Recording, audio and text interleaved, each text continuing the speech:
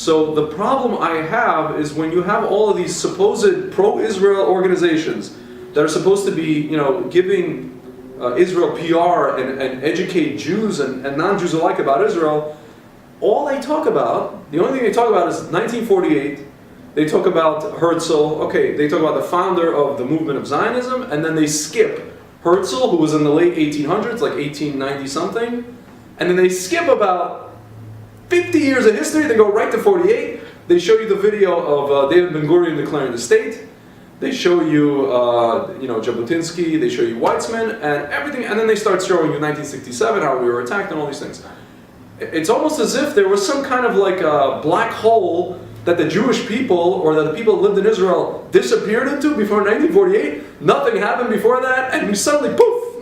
The Holocaust happened, waited 3 years, 1948, boom, declared a state. Guys, before 1948, for about a 10-year span, you had people such as Menachem Begin, you had people such as Abraham Stern, and their cohorts. They came to what was then known as the British Mandate of Palestine. So you had people like Menachem Begin, they came to the land of Israel, and they pretty much did everything within their power to make sure that the British did not want to stay there anymore. All of these folks, all of these nation states that surround Israel, all of these quote-unquote enemies, first of all, they were carved up and created by the British and the French. And then when it came time, when Israel, when all these groups like Menachem Begin's Irgun and Abraham Stern's Lehi, the Stern group, were able to just harass, literally, I would use the word terrorize the British into leaving their land, into leaving the Jewish land.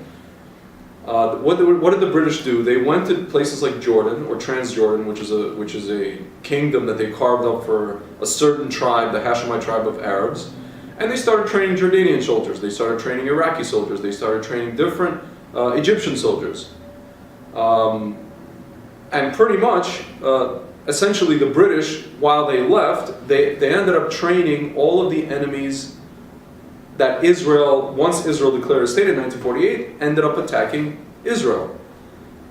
So guys, I just want to end off with, today is Yom Ha'atzmaut. We've officially, in the eyes of the UN, which, I don't know if you know this, they passed so many resolutions against Israel, we stopped counting at some point. According to the UN, it's been recognized since 1948. But guys, I just want to let you know, do not base, in your minds, do not base the existence of your country on the Holocaust, and do not think that your country was founded in 1948. It was not founded in 1948. All of these different, anti-Israel organizations are going to come to us and say, your country was only founded because the nations felt bad for you at the time. That you guys had 6 million you killed, and even if it wasn't even 6 million, it was a hoax, it was only 1 million. Guys, I don't know if you know this, there was a poll done in the United States, American Jewry. They asked Jews, American Jews, how do you identify as a Jew? What is the one thing that makes you identify, what's your Jewish identity, essentially? I think it was about 38% or 40% of them, which was the highest number. There were different answers given. The highest number of people said the Holocaust. Number 2 was humor. Seinfeld, Larry David, all this kind of stuff. Number 3 was like cuisine, bagels and lox. I think number 20 out of 2% of the people said it was Judaism, it was religion, any kind of spirituality. Guys, so this is, it's a bigger conversation in the nation of Israel and Klal Yisrael and Jewish people that, we're basing our Jewish identity on the Holocaust, we're basing the founding of our country on the Holocaust. Guys, I'm here to tell you, we need to stop it. We just need to stop it.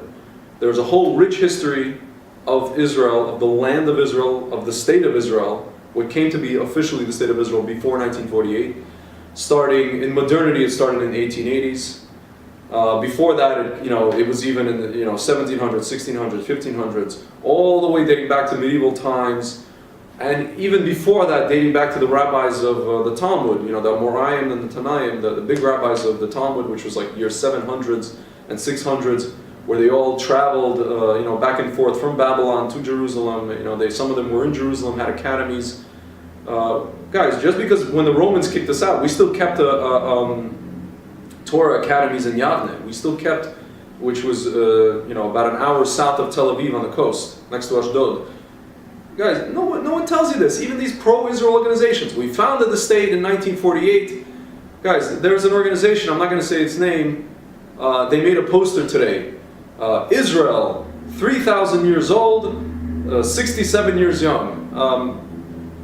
Guys, this is to the organization. It's a very catchy slogan, but I have absolutely not the faintest idea of what that means. What are you talking about? What are you talking about? No, we are 3,000 years old. Period. That's it. There's nothing else to speak about. Jews were always there. We came there before the state was founded. We built up the infrastructure. We built up the schools. We drained the swamps. We built buildings. We put synagogues. We made some kind of a ragtag army. We had a chief rabbi. His name was Rav Kook. A chief. How do you have a chief rabbi of a place that doesn't exist? Well, maybe it did exist. Guys, today is Yom Ha'atzmaut. Yes, it's Independence Day. Let's have true independence. Let's become independent from our boxed-in thinking. We're not 67 years old. We are thousands of years old. That's the end of that. Thanks.